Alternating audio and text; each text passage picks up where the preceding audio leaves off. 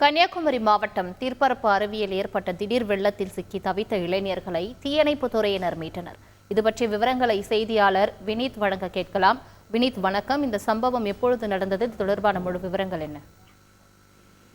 வணக்கம். கன்னியாகுமரி மாவட்டம் திருப்பரப்பு அருவியின் கீழ்ப்பகுதியில் சுமார் 300க்கும் மேற்பட்ட தொலைவு பாறைகள் இடையே தண்ணீர் பாய்ந்து செல்லும் அகலமான சுற்றுலா பயணிகள் மற்றும் பொதுமக்கள் குளிப்பது வழக்கம்.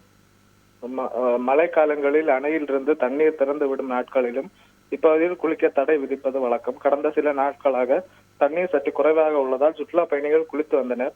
பேச்சிப்பாறை அணையிலிருந்து தண்ணீர் திறந்து விடப்பட்டது. இதனால் மாலையில் திருப்பரப்பில் தண்ணீர் வரத்து துவங்கியது. அப்போது அழகியபாண்டிபுரம் பகுதியை சேர்ந்த வாலிபர்கள் குளித்து வந்தனர். அப்போது ஆற்றின் மறுகரையில் நின்ற வாலிபர் தன்னுடன் வந்த 2 பேரை ஆற்றை கடந்து வர முடியாத சூழலில் உள்ளதாக கூறி உதவி கேட்டார்.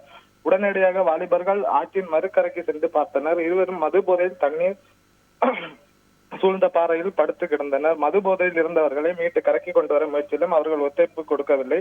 தகவல் அறிந்து அருவி பகுதிக்கு பணியில் இருந்த பெண் போலீசும் அருவி பகுதி பணியாளர்களும் பகுதியை சென்றனர். அதற்குள் தண்ணீர் அதிகரித்தது. ஆபத்தை உணர்ந்து போலீஸ் இது குறித்து குலசேரம் தீயணைப்பு துறையினருக்கு தகவல் கொடுத்தனர்.